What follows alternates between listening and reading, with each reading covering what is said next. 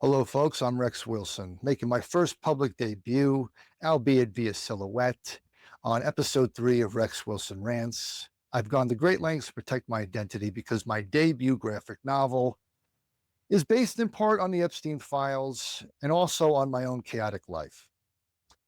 In this episode, I'm going to delve into one of my favorite science fiction IPs, Star Trek. Now, as much as my fellow Star Trek fans, Trekkies and Trekkers alike, talk about Star Trek as if we were discussing history, this IP is only as consistent and well-developed as its creators allow it to be, i.e., producers, directors, actors, writers, etc. Now, in this video, I'm omitting the dumpster fire that is modern Star Trek and was ignited in 2009, with the exception of Star Trek Picard Season 3. That's the future of Star Trek, and if Paramount fails to jump on it, I fear the worst. But even in a banger like TNG, it's not devoid of fundamental errors. In the movies, Sir Patrick Stewart wanted Picard to be more of an action-oriented character like Kirk.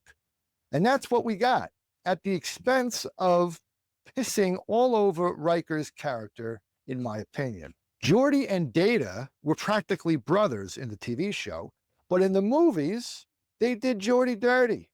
They forced the bond between Data and Picard. Star Trek VI, The Undiscovered Country, great flick. But the Klingons were intergalactic. The destruction of Kronos' moon would not have crippled the Empire. Back further to when Kirk exiled Khan and his crew to Sadie Alpha 5 and fucked off for 20 years?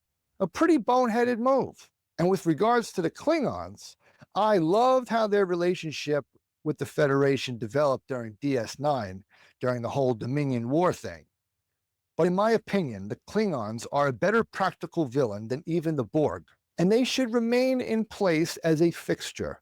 If Paramount ever revises Star Trek Legacy, they should hire me as a writer because I'm good and I love Star Trek and I have a vision, which includes the revival of the Klingon Empire. And that's also how you build up the Romulans, minus their homeworld, Romulus, if they're even going to keep that storyline.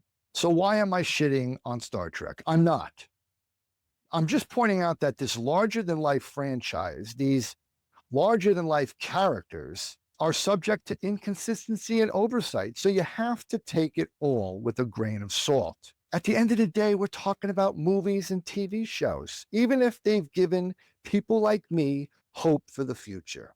Now, before I roll into Captain Janeway and Star Trek Voyager, please like, share, and subscribe to stay up to date on my debut graphic novel due out on May 6th called Revenge of the Dirty Detective, a neo-noir crime thriller, like I said before, based in part on the Epstein files and my own life, which sometimes involves New York City strip clubs when I was a bouncer, or my life in the military, or just living on the B-side of life in general.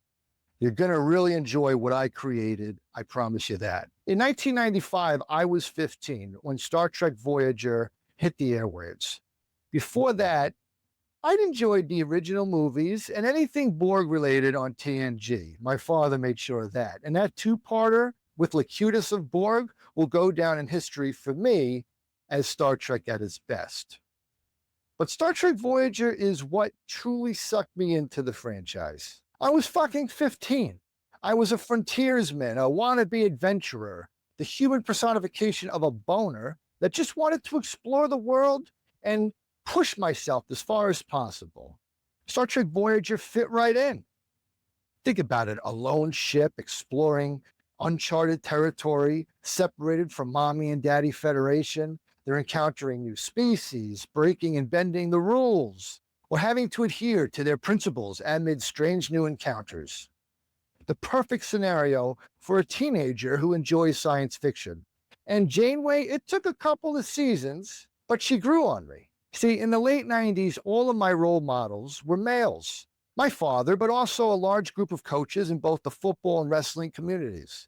Captain Janeway led with dexterity, professionalism, and most important, a warmth that I'd never seen before in such a leader.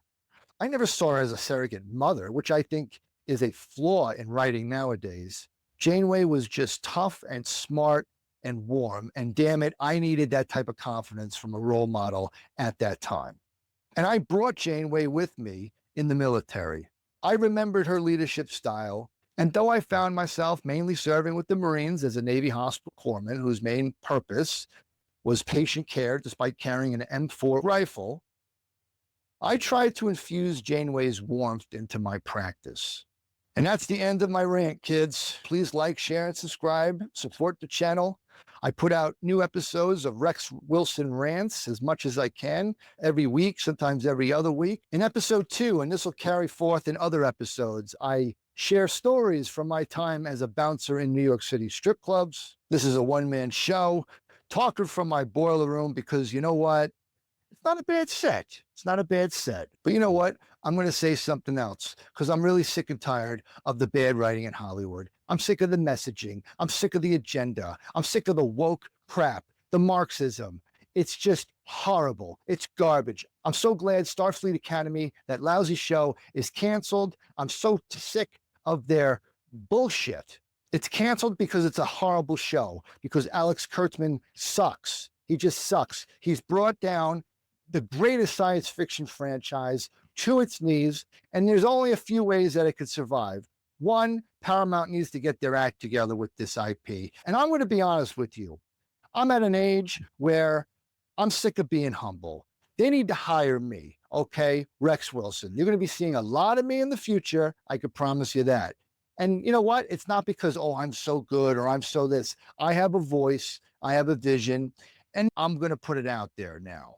I'm going to put it out there. I'm going to start with Revenge of the Dirty Detective. I've already got sequels planned. The sequels are already in outline form, larger than the original, which I think is a damn good sign. And I write from the heart. I write for me. I write what I want to see. I'm not trying to guess what the audience wants, but you know what? I respect the audience. I respect them a hell of a lot because I'm also the audience. Now, who is Rex Wilson? Well, I'm a military veteran. I'm an ex-New York City bouncer. I now work in the medical field. I'm a family man. I love art. I love writing. I love graphic novels. I love cinema. I love the fact that all that I just mentioned and more, music, for example, they allow you to sometimes escape, sometimes reframe the loose ends in your life. They offer clarity. They confirm things for you. That's what good art does. That's what good television does, good movies, good writing, all of it. And I'm on a crusade to help bring it back. There's a lot of people doing this. I'm not alone, but I'm going to contribute.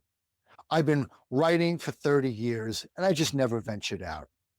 And I wrote a graphic novel, 100% me. But until the next episode, fight, fight, fight. I am Rex Wilson.